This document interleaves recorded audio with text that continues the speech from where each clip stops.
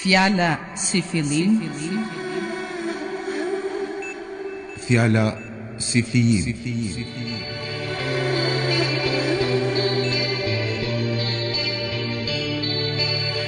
Mikrofoni hapur për poet dhe shkrimtar. Realizuar nga Demir Gjergji.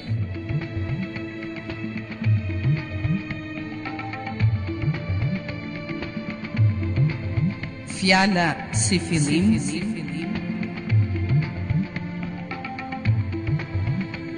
Fjala si fijim.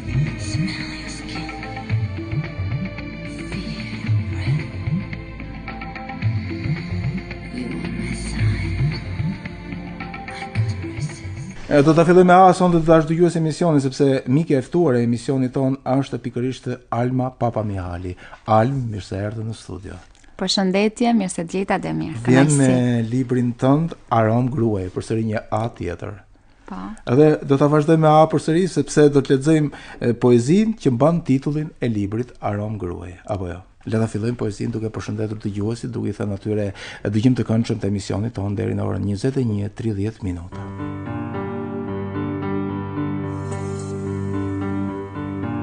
Ti mrekullohesh pa t'u afruar, e tëra bindesh dhe pa të prekur, hënë pa duar që nga çdo grua, edhe kur pa zë, shtratit e etur. Për krake ujra që të rëmbejnë, për sy imazhe që ëndra zhveshin, në dhimbjen tënde nuk gjen vetë çlot, por dhe dëshira që s'din të heshtin. Ndaj lumturohem të jem si ti, e puthur ditëve, netësh uritur, e trëndafilt aromës tënde, pa fund dëshirës për t'u vatitur.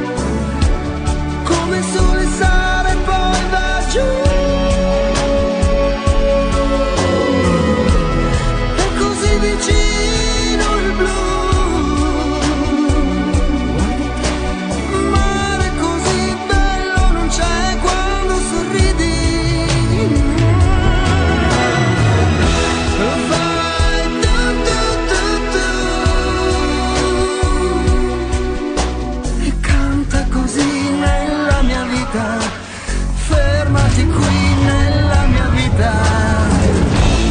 E amore per te, tanto più da non sapere quanto. Fai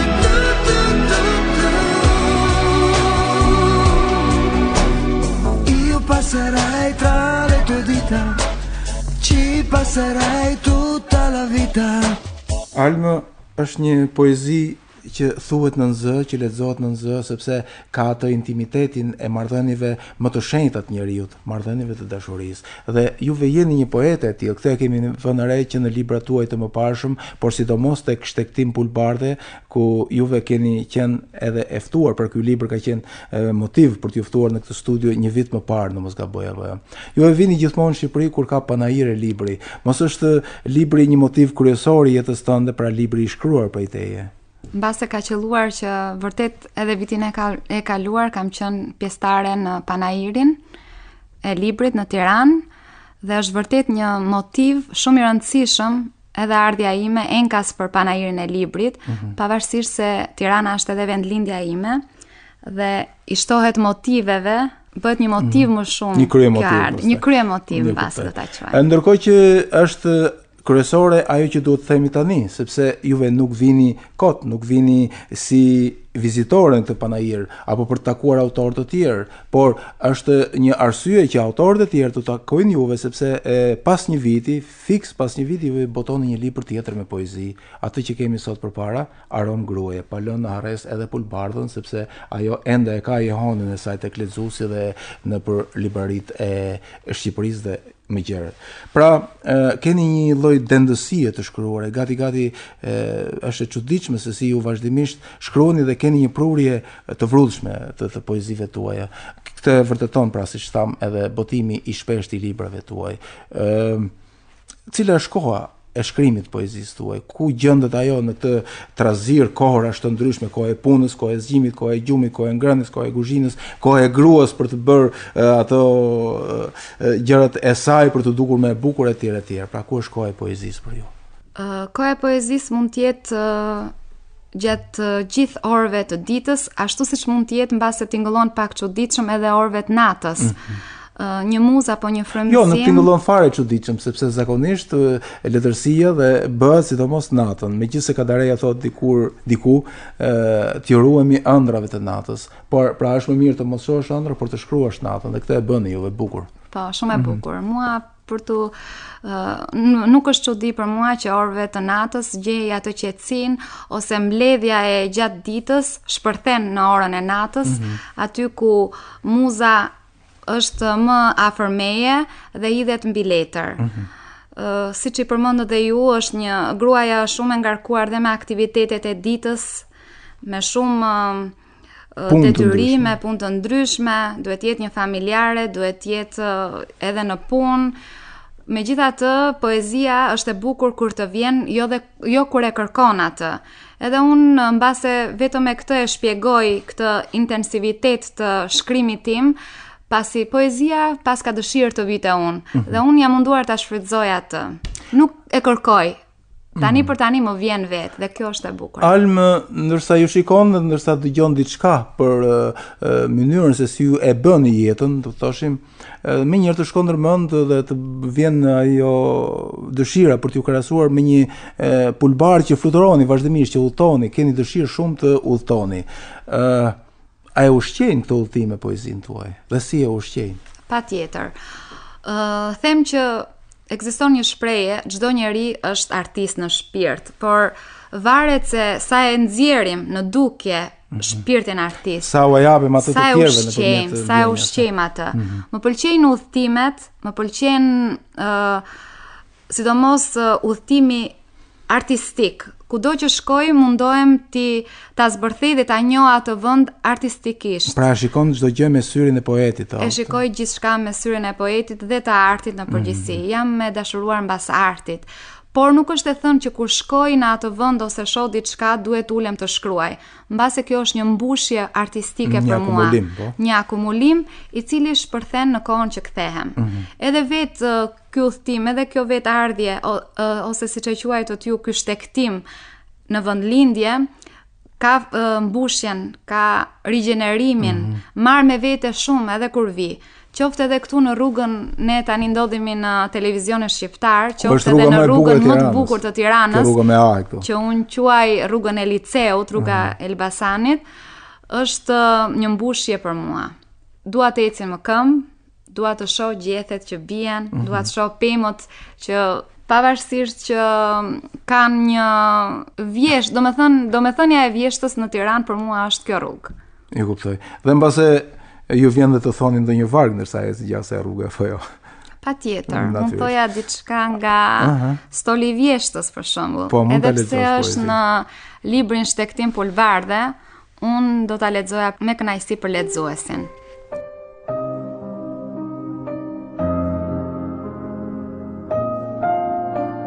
Stoli i Vjeshtës. Nëse një ditë do ndihesh ftohtë, qilimi i vjeshtës të jetë zbuluar, gjithçka përreth të ndihet zhveshur. Aty do jem, s'të kam haruar. Do marr me vete stolin e drunjt, aty këtu me gërma gdhendur. Ca data puthjesh garavitur, nuk skuqe më për t'i përmendur. Nëse një ditë do ndihesh ftohtë, kur vera tradhtisht është fshehur, me stolin ton do vi me vete. Pas ngjyrash vjeshte do jem dehur.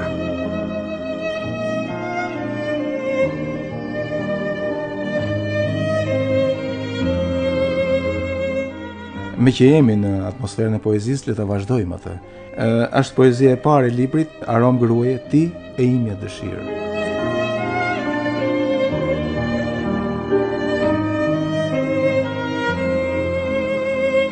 Oh ti, imja dëshirë, anija e përmbytur në det humnere, pa lëshuar ende rrënjë në tokë. Udhën e sipërfaqes mundet të prekësh, dhe të uriturës hënë ti ngjitesh, duke u mbajtur të mijave flok. O ti, e imja dëshirë, ndryshuar jo si dëshire kujtdo që kur humbet, të Zotin me vete e merr. Pse që nga kaq ndryshe, sa që heshte në vulkan pak zonë dhe oaz dashurie lindke në terr? O ti, e imja dëshirë, me erë vjeshte parfumosur dhe shijen e së fundit kafshat, këputën sa herë ti friksohesh tarjes, e në nuitje gjel përndezur shndrom dhe nëse diku ka lindur natë.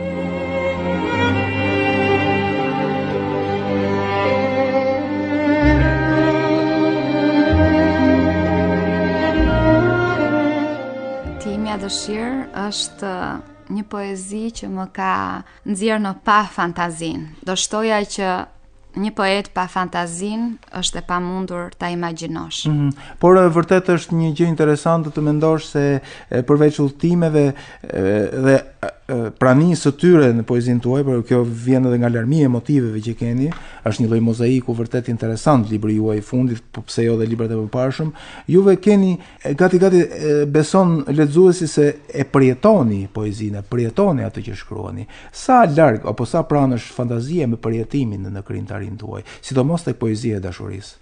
Janë dy aspekte që duken sikur janë larg me njëra tjetrën, por në vërtetësi përputhen në poezi. Një poezi, sipas meje, duhet ndjer aq shumë sa ta përcjellësh të ndjesi edhe te lexuesi, por patjetër që fantazia është një ndikues mjaft i domosdoshëm, siç ka thënë Einsteini, poezia është më e rëndësishme se dia. Në të vërtetë dia është shumë e rëndësishme, por duke në art fantazia është e një roli kryesor. Në qoftë se ti nuk arrin ta sjellësh me imazhe artistike, por fare thjesht them që poezia nuk është aq emocionale, duhet pra një fantazie mirëfillt të sjellësh diçka të veçantë dhe ndjesore. Gjithsesi, fantazia është një farë që mbillet në përjetim, në realitet.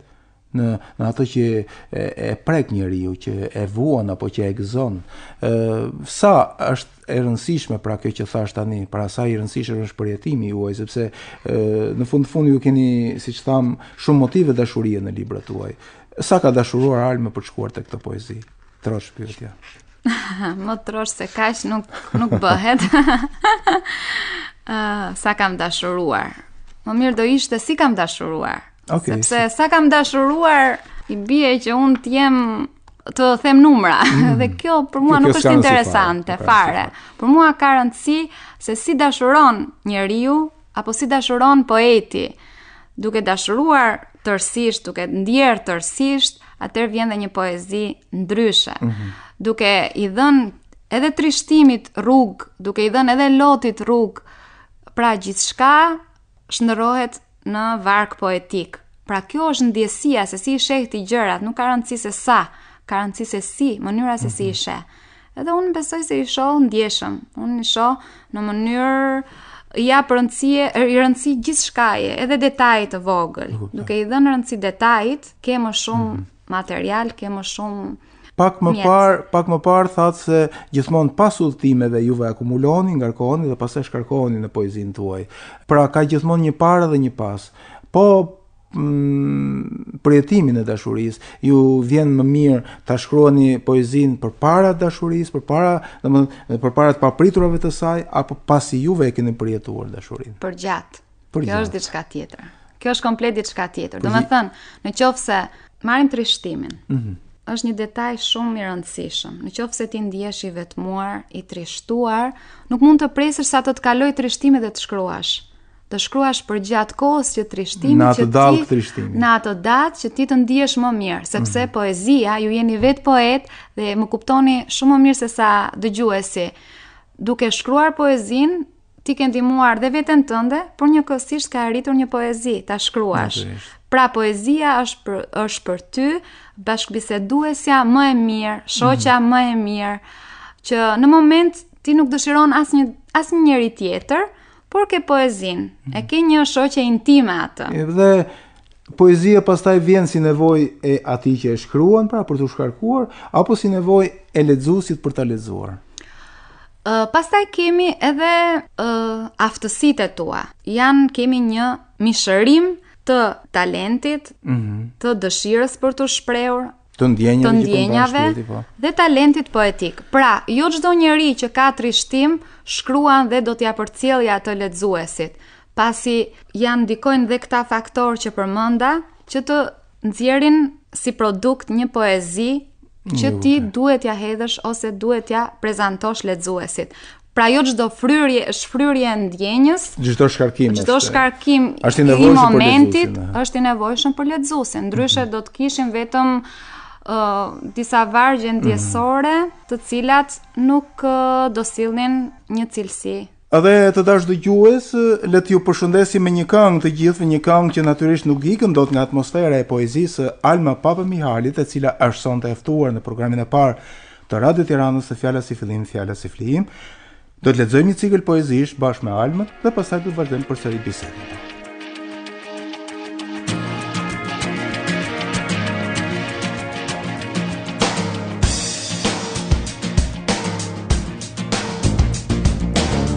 Io non ti chiedo niente, il tuo saluto indifferente mi basta, ma tu non puoi più farmi male da starci male, non vali più di questa luna spenta, ricorda che dicevi a me, lascia che io sia il tuo brivido più grande, non andare via, accorciamo le distanze, nelle lunghe attese tra di noi, io non ho confuso mai, braccia sconosciute con le tue.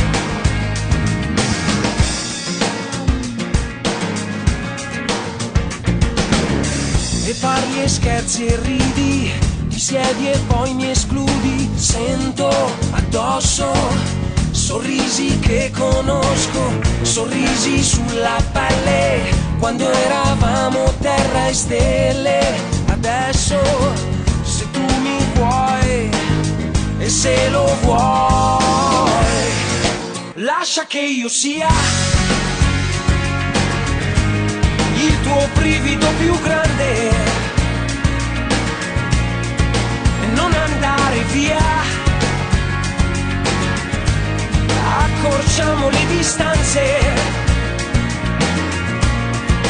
nelle lunghe attese tra di noi.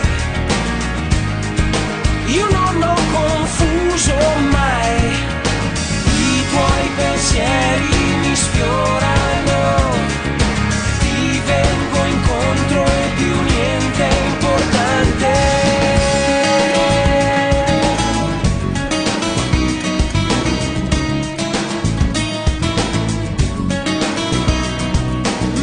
E se lo vuoi, lascia che io sia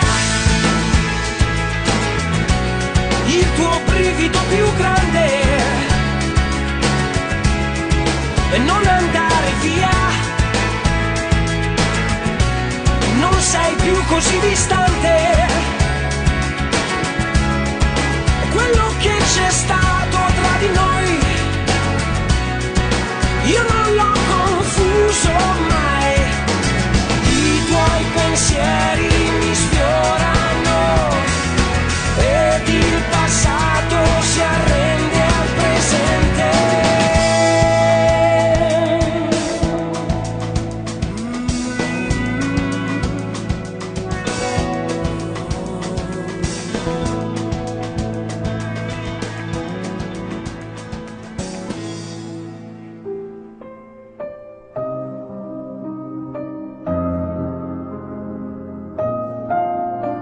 Të duash. Sot që kam ndryshe, kam vendosur të dua. Edhe njerë, sot që kam ndryshe, kam vendosur të dua, dhe nëse pas rënkimit të gjatë, vdekje mund të vi. S'është të thënë që koha shëron çdo plagë, si zgjohet e vërteta e tjetrit, askush s'mund ta di. Qeshem, unë mall kam, vendosa ndryshe të dua, dhe pse sigurt të së ardhmes s'mund t'ja flas kushdo. Dikur më ndodhi të lëkundem, si vela një anije për e letre, e sot kërkoj të bind ty, të duash, do të thot, beso.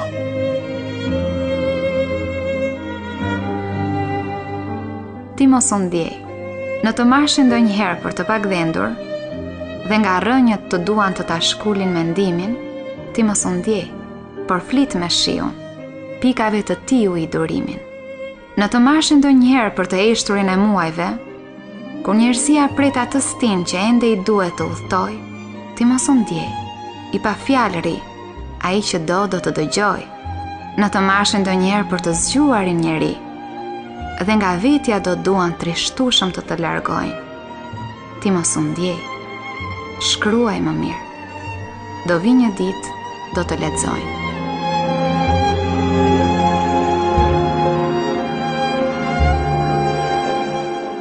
Po sikur një ditë të vdes ashtu pa pritur, këputur lulishtes si nga një fëmijë, e di, do të më qajnë, si që qahet një i vdekur, e shkullet njerëzia për ciljes të vi.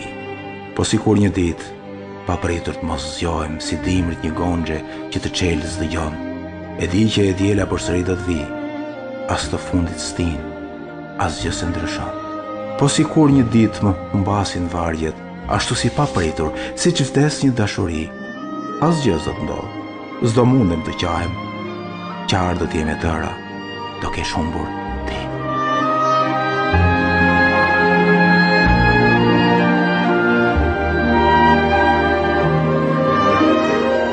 Ti grua, më mirë pasqyrës mos u shi, kur ditës ndonjëherë të mbushën syt me lot.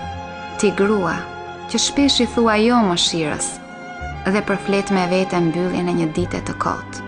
E të nesërmen kur zgjohesh përsëri, një grusht qiell rëmben, fytyrës ja vesh kujdesur, si vet koha, kur humbet shenjat gri, dhe vrenjtësiran e saj fsheh duke qeshur. Shpesh buzgjakur për formë tjetërsuar, ndaj e çrregull ta hën, tënden gjini ka marr, nga duart e tua pelerinën pret nata, që ndisur ndër ryesh apo ndër vrar. E mbyllet gjithçka dhe nis përsëri, ashtu si vetë udhëtimet rezervuar më parë, Por ti ndonjëherë, pasqyrës mos u shi, nuk je vetmja grua që një ditë ka qarë.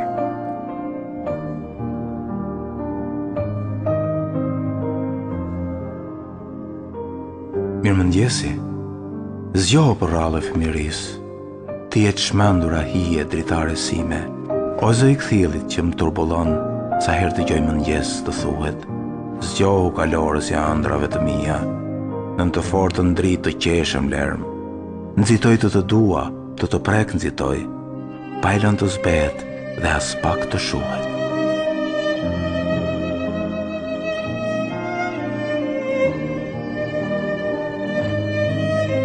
Tiranë o fëmijëri. Më të bukurën poezi do shkruaj, ato që erë bliri kundërmon, freskuar nga shirat e verës që nostalgji rrugë shpikon.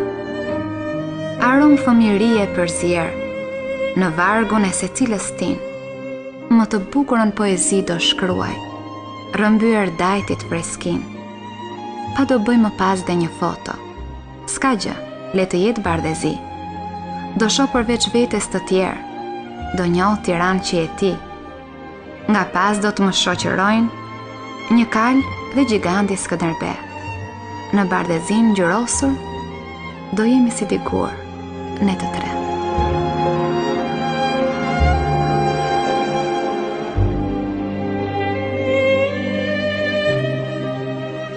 Dhe pas këtij cikli poetik, mjaft të ndier, do të thoshin të marr nga dy libra njëkohësisht, nga libri Shtektim Pulpardhe që e lexoi Alma, ndërsa nga libri Arom Gruaje parapëlqeva të lexoj unë diçka.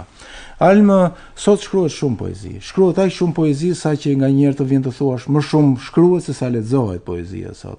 Dhe ti je një zë jo në korin e madh të atyre që e shkruajnë poezinë, por je në atë kuartetin apo në atë oktetin e poezisë shqipe të femrave të thoshim, sepse poezia shqipe tradicionalisht ka pasur pak poete, që është e vërteta, ambase s'kan pasur mundësinë ta shprehin vërtet poezinë e tyre qoftë si arsye e rrethanave, mjedisit, opinioneve, e kushteve ku kanë jetuar dhe punëve që kanë bërë, por gjithsesi ti je një ndër ato poetesha që mendoj se ngjitesh në pjacën e poezisë së vërtet shqipe.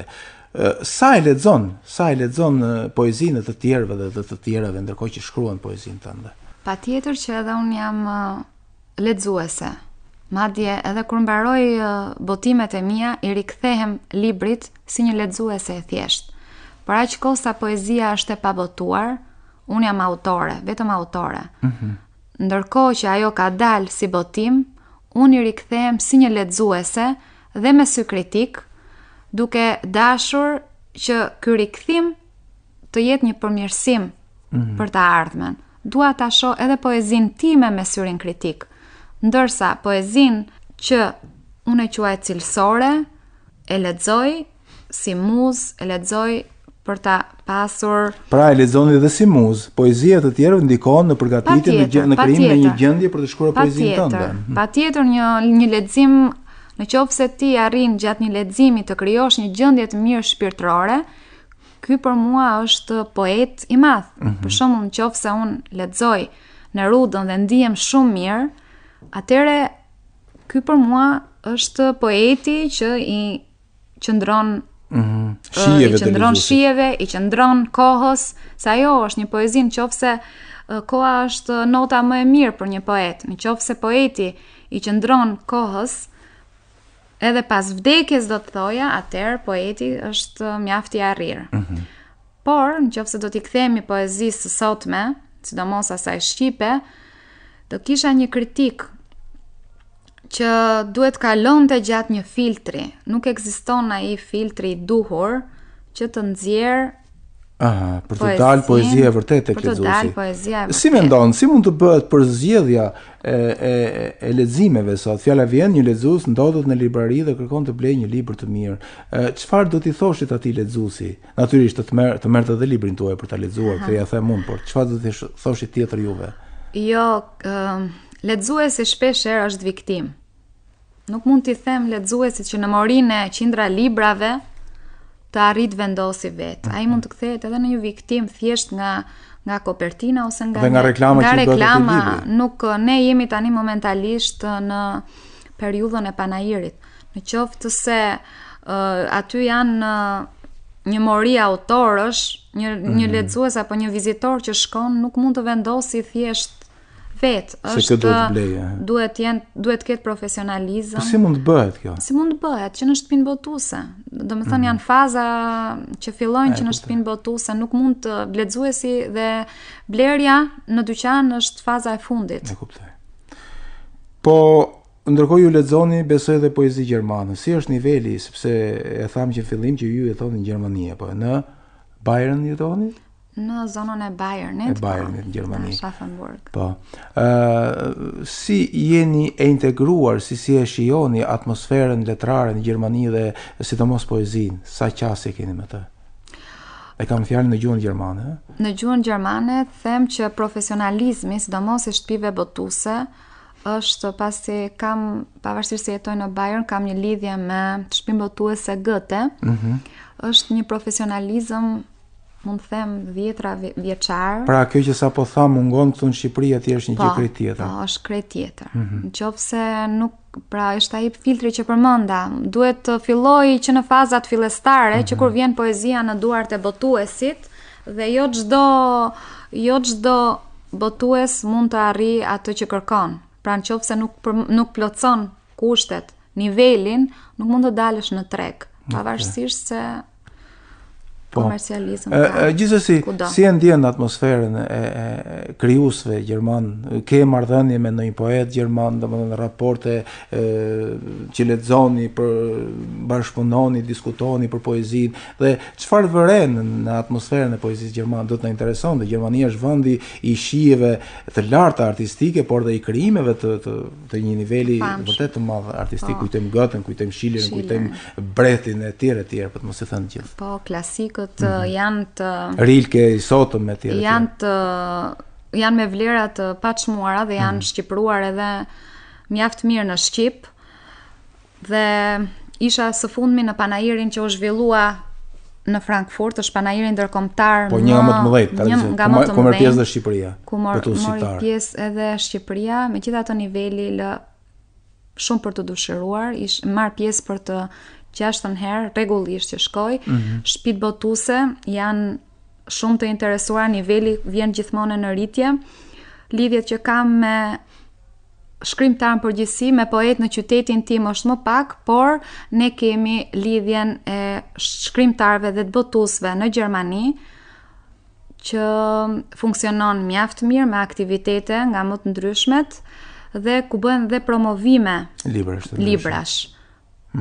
Është vërtet për të admiruar dhe kjo organizatë e lidhjes shkrimtare në Gjermani që bën promovime të librave të rinj her pas here. Atëherë të kthehemi përsëri librit të Almës Arom Gruaje, por edhe libri tjetër Shtektim Pulpar, dhe të lexojmë të dy nga një poezi prej këtyre dy librave. Mbas më shumë se kaq, sepse janë poezi të cilat ndërsa fillon i lexon mbetesh pas tyre, do të thosha. Nuk është thjesht një kompliment.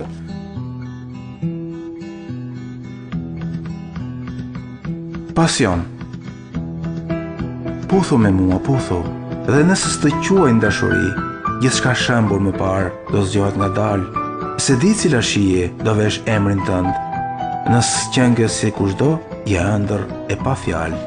Zgjohu me mua, zgjohu, dhe nëse heshtjet ka rrëmbyer, gjithçka këmbëve shkrihet kur vulkan përvullojnë. Ky ajër që shkëmbejmë zguxon të endët larg. Të verbrit shohin ndryshe, ndaj stremben të dashurojnë.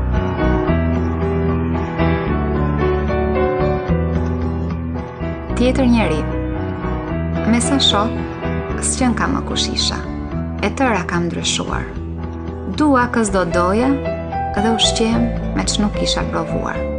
Të ka qelluar dhe ty ndonjëherë që veten mos ta njohësh e tjetër njerish ndërrohesh, edhe pse jo gjithmonë tjetrin mund ta shohësh, ndonjëherë as ti se di që jesh ndëruar tjetër njeri.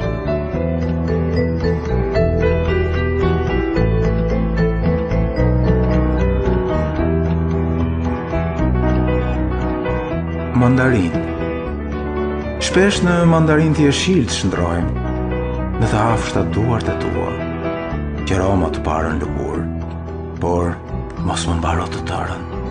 Çdo ditë dhurat duket për atë që ditë shijoj aromën grua.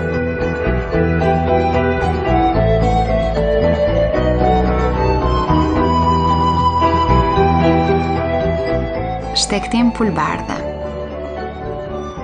Largohem për të mos u kthyer më. Ndaj ki tutje, fluturoj.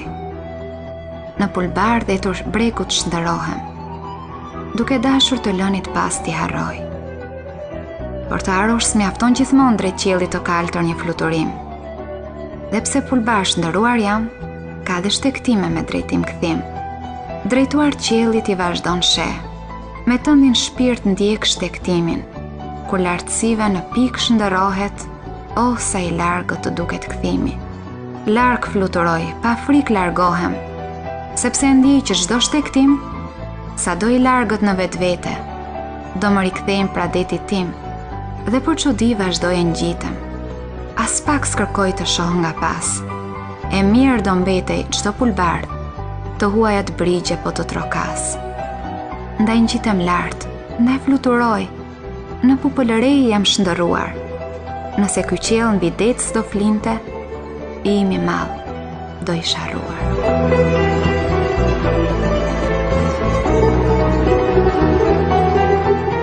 Mos u pendo për çfarë ke dhënë. Libër të jetës, vend zemërzia. Ç'kuptim do të kish? Qeshje e përjetshme, lot pa provuar të ish njerëzia. Nëse fytyrën si qielli zymt, për një moment nga unë shndrove, çdo ish një stin pa tri të tjerat, pranverë së shtjeta, zbesoj harrove. Mos u pendo për çfarë ke dhënë, qof dashuri, a lot i rrallë, e varfër jam. Ç'të mundesh jepëm, e zhveshur jetës, shpirtit me mall. Do vi një ditë që sot nuk duket, pluri do vesh rënkimin e shkuar, kur jetës mbret shndrohen puthjet, nuk gjendet ajër fjalës penduar.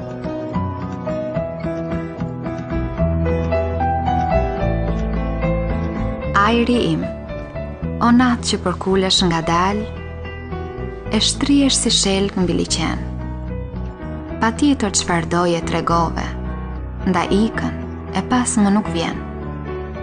Në shtrat ashtu mbledhur kruspull, të mbeturat orë shfleton, vet ajri në të dashur shndërrohet, ndaj ëndra më ndryshe shijon. Dhe nata përkulet nga dal, e s'do të tregoj më se ç'di. Me ngjyra të çelura është veshur, se vetë dashuria s'mban si.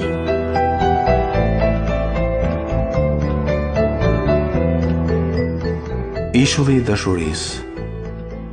Kush një herë jetoi atij ishulli, ku drurët ishin shtretër, ku gjethet çarçaf të mëndafsht, ku qielli tmerrsisht i blut, ku ajri shijonte i zjarrt, ku ujë argjend boronte, ku heshtja njomur zgjohej e flinte, ku pasioni ndillte dritën e hënës, ku bregu qeshej, ku shkonte e vinte, ku muzgu zgjaste dorën për frym, ku errësira drithronte sy perënduar, ku nata dremiste, por s'flinte kurr, do donte të vdiste ishullin të dashuruar.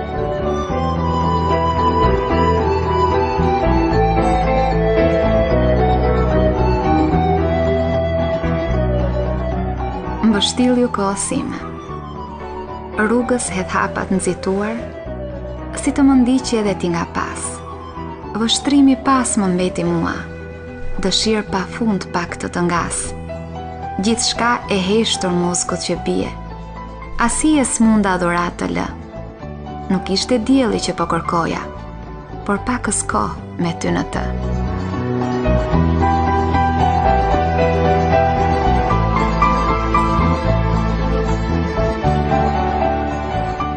Edhe tani një këngë përsëri për kënaqësinë e të ftuarës, Son Alma Papa Mihali, poetesh që vjen nga Gjermania posaçërisht për programin e parë të Radio Tiranës Sonte Flet, ndërsa ka ardhur posaçërisht për librin e saj në Shqipëri, Aromë gruaje.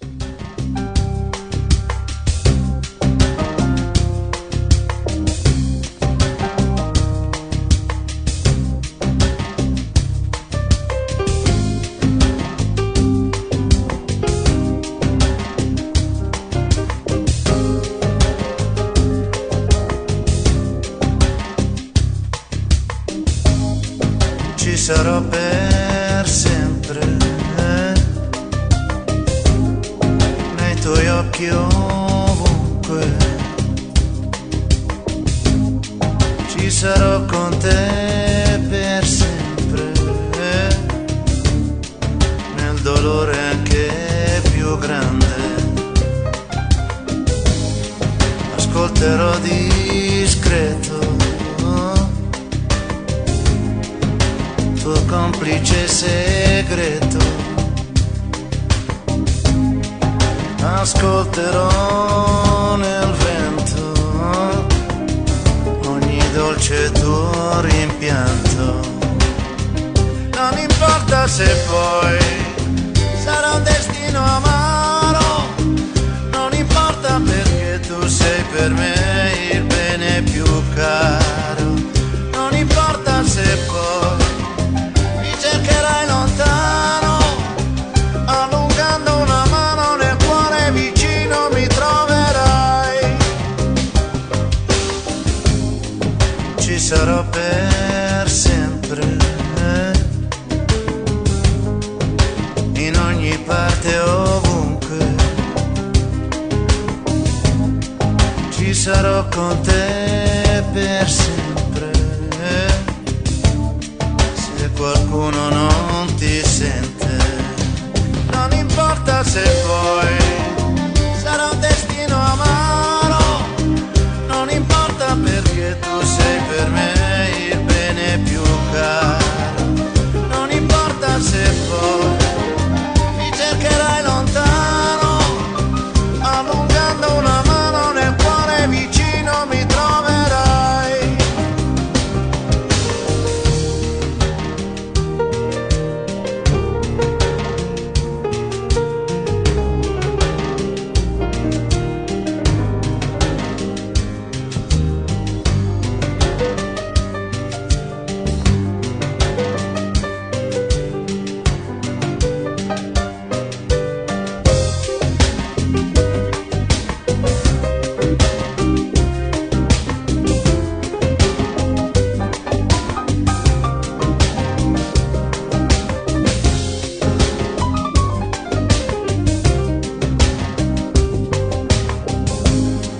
Ci sarò per sempre, in ogni parte ovunque, ci sarò con te per sempre, se qualcuno non ti sente, non importa se poi sarà un destino amaro, non importa perché tu sei per me il bene più caro, non importa se poi mi cercherai lontano, allungando una mano nel cuore vicino mi troverai.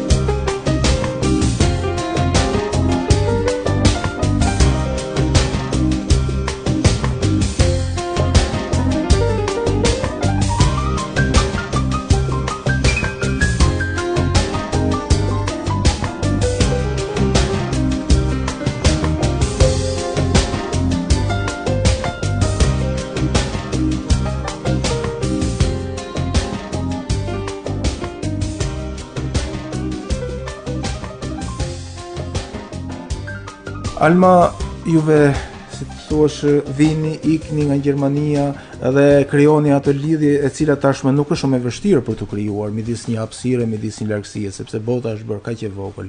Cilat janë përjetimet që merrni ndërsa lëvizni në këtë rrugtim? Gjermani, Shqipëri, Shqipëri, Gjermani, shqiptar, gjerman, gjerman, shqiptar. Cila është marrëdhënia juaj midis këtyre dy botëve, këtyre dy gjuhëve, këtyre dy realiteteve? Domethënë, duke qenë se unë shkruaj në shqip, do ishte e pamundur që mos shija këtë lidhje shpirtërore me vendin tim. Është tjetër nëse një krijues shkrua në gjuhën e shtetit ku jeton, mbase nuk do ta kishte edhe aq të domosdoshme. Duke qenë se poezia ime është në shqip. Pra ju bëni letërsi kam një shqipe. lidhje, unë HPR i qëndroj poezisë shqipe. Vargun e parë hedh në shqip.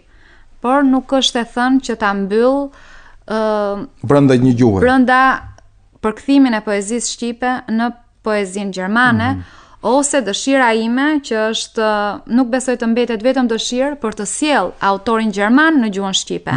Mendoj se jam edhe një përkthyese e mirë, por duhet përkushtim dhe duhet i jap kohë. Cilit janë ata poetë të gjuhës gjermane që juve i dëshironi të përktheni në shqip?